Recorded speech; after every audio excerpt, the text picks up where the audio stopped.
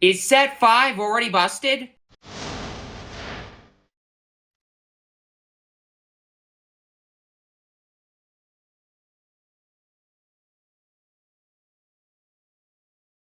Hello and welcome to the table, and today I'm going to be talking about the absolutely insane spoilers for Set 5, Legends of the Force of Star Wars Unlimited. And to kick things off, let's talk about Darth Maul, an aggression, villainy, super rare leader.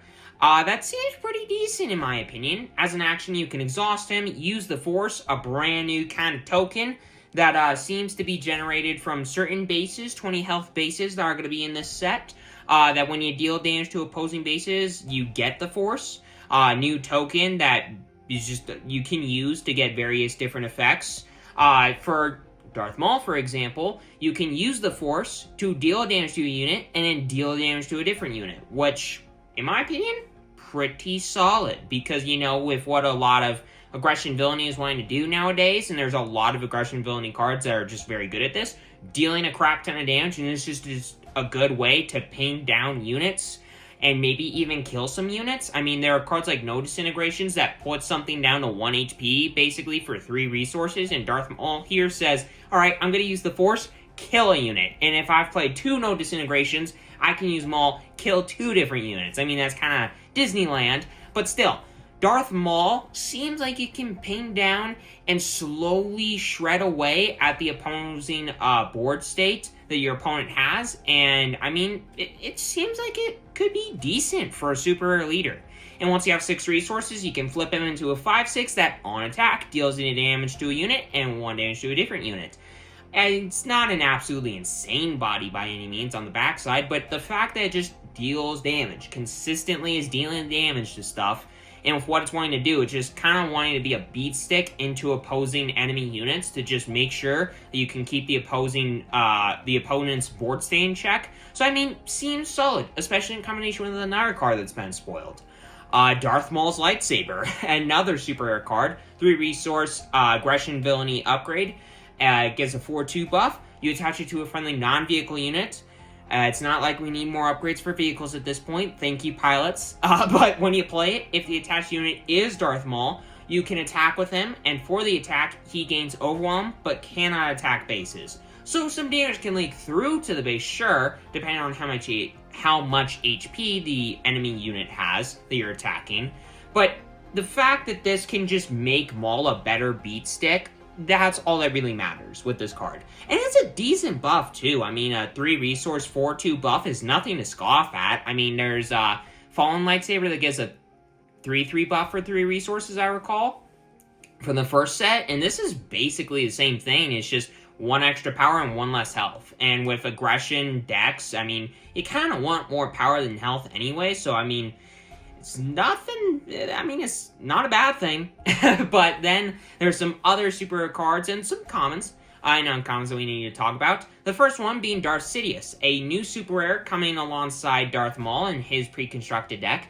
It is an 8 resource vigilance villainy ground unit that is a 6/8 with restore 2, so not a terrible body, but not a great body either. But when you play it, you can use the Force and then defeat each non-Sith unit with 3 or less remaining HP. Something that I think, especially in combination with something like Snoke, in my opinion, is just insane. It can shred down so much of the opposing board state. And I mean, just getting rid of opposing little units that you've pinged down over the course of the game with Darth Maul in like the Darth Maul pre-constructed deck. There are plenty of other decks if you use something like Tarkin Town in combination with another leader or something. I don't know. I feel like Darth Sidious, for it being a super rare, I don't know, in the past I've seen super rares that are just absolutely garbage useless that are never going to be played anywhere. And Darth Sidious seems like in the right deck could do a ton of work.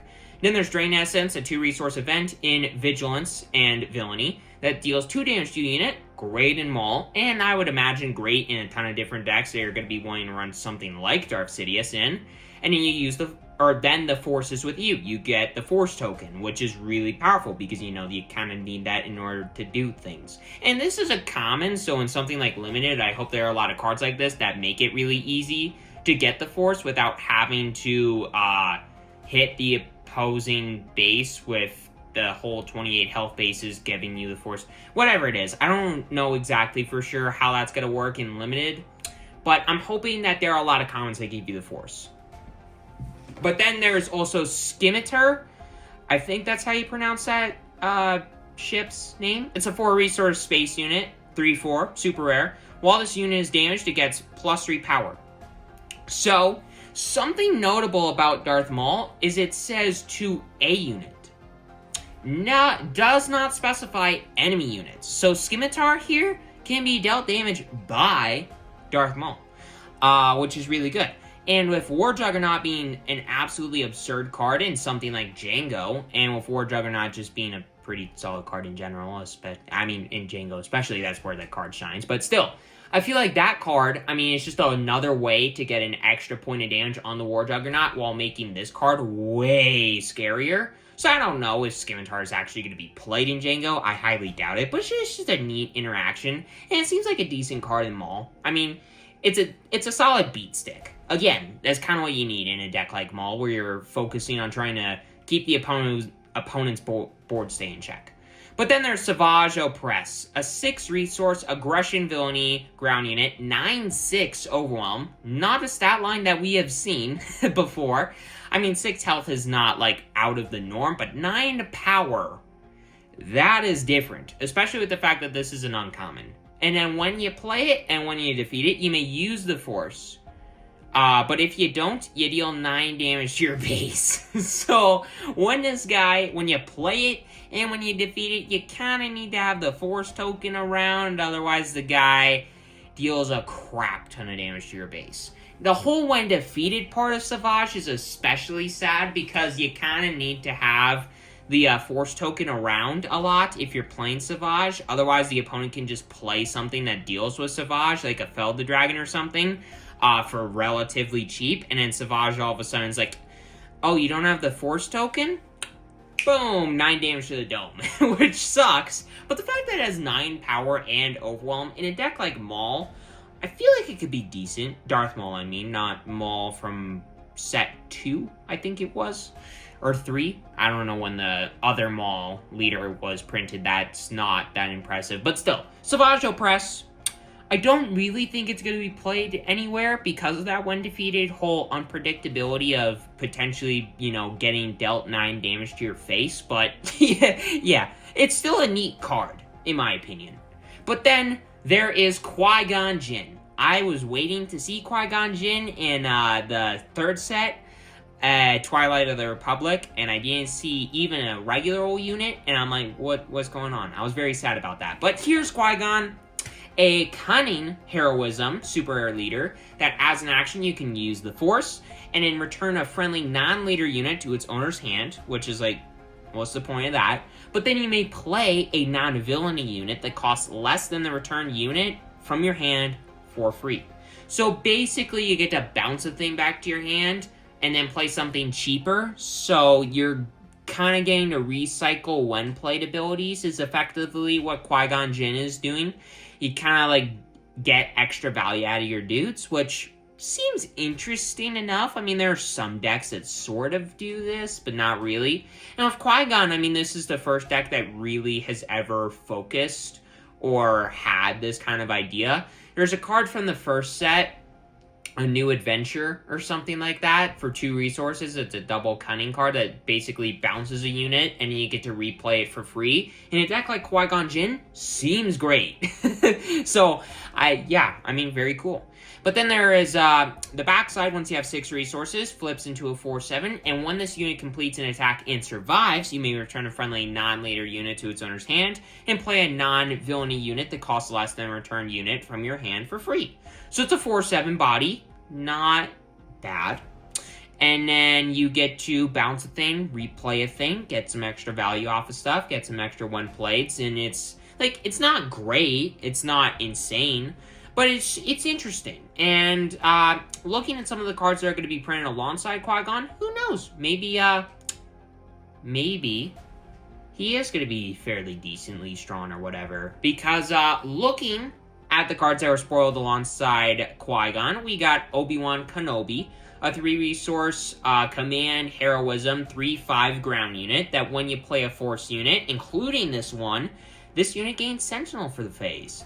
So this thing can pretty much always have Sentinel. And a 3-resource 3/5 Sentinel is not something that we have seen before, and with Qui-Gon Jinn, you know, being the thing that you're likely going to want to play this card in, I mean, seems like it's pretty much always going to be a 3-resource 3/5 Sentinel, which is not a bad thing by any means.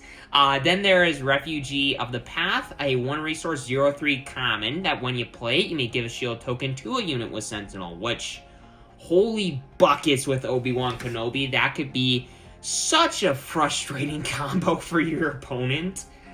Just playing the Obi-Wan Kenobi, and then you bounce the Refugee of the Path to your hand, and then, I don't know. Like, I can totally see a scenario where you're just bouncing back and just re-getting value off of Refugee of the Path every now and then. And I get that there aren't any zero-cost units in this game to where you can get value out of Qui-Gon Jinn, but I don't know. If you can manage to loop Refugee of the Path, the fact that it is a Force unit, which does work with Obi-Wan, you play the Refugee, Obi-Wan gets Sentinel, Refugee puts a shield on Obi-Wan, making him harder to, you know, interact with and do stuff with, and then you bounce the Refugee, and then you replay the... I don't know. It can be very annoying, is what I'm trying to say. Then there's Anakin Skywalker, a 1-resource, Cunning Heroism 1/1 ground unit, super rare, was shielded, which, I mean, a 1-resource 1/1 shielded, I don't really know what the point of that is, but it also has a new keyword, Hidden, which says this unit can't be attacked if it was played this phase. Which is an interesting ability. I have absolutely no idea why you'd want to play this card ever, because, I mean, it doesn't seem like that good of a card, let's be real. But, looking at Anakin Skywalker and that hidden keyword, it does present an idea that, you know, that could be a very powerful keyword in combination with the right other keyword or right ability. Something like Shielded, you know, if it's a really scary unit, the fact that it cannot be attacked, that could be terrifying. Or if it's Sentinel and it's got Hidden, that just blanks an opponent's, like, whatever arena that thing with Hidden and Sentinel has for that turn, which seems broken to me. For a turn, not for the rest of the game, obviously, but just for a turn, the fact that your opponent basically can't do anything in one side of the arena just seems nuts. So the fact that this new hidden keyword exists just allows for a lot of, I don't know, experimentation. So I'm curious with that. I don't think the card's good, but I feel like the hidden keyword is definitely intriguing. Then there's Qui-Gon Jinn's Ether Sprite, a 5-resource Cunning Heroism 3/6 space unit, super rare, that says on attack, the next time you use a when played ability this phase, you can use that ability again. Which again, Refugee of the Path, if you give 2 shield tokens to Obi-Wan when you play that thing, and Obi-Wan gets Sentinel for the rest of the turn, that is going to be very frustrating for the opponent, and I'm just going to pray that that never happens to me, because that would piss me off to absolutely no end. A double shielded Sentinel unit. Man, that would tick me off in so many ways. Thankfully, it's not in the space arena, because I love playing, what's-his-face, Piet. But yeah, still. Then there is Stinger Mantis, a 5-resource, Cunning Heroism space unit, 4/6, uncommon, that when you play it, you can deal 2 damage to an exhausted unit. Which, cool, I guess? I don't really know. I mean, it's a decent card, I guess. I don't think it's gonna really be played anywhere outside of Limited. But still, overall, I am looking forward to this set already. The whole Force mechanic seems very interesting and powerful. Some of the new cards, even though that some of them are super rares, something like Sidious, Maul's Lightsaber, Obi-Wan, I could see, you know, based on how many Force units are likely going to be in the set, I could see it being a very potentially strong, powerful... It could do some stuff. I don't know how much it could do. I don't know what the potential of this card could be, but I could see it having a lot of potential.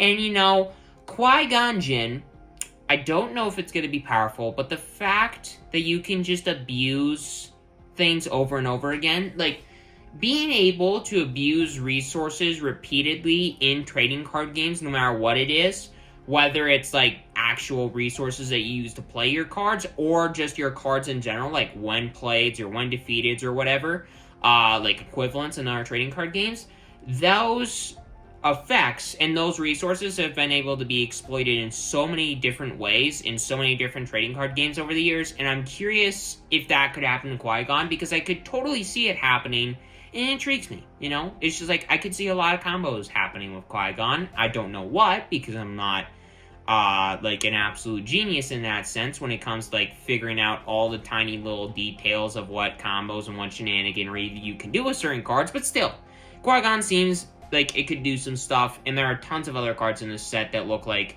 could be very fun and potentially powerful. And this is just the super rare, kind of right off the get-go kind of spoilers, not the super crazy stuff yet, and I'm already really looking forward to it.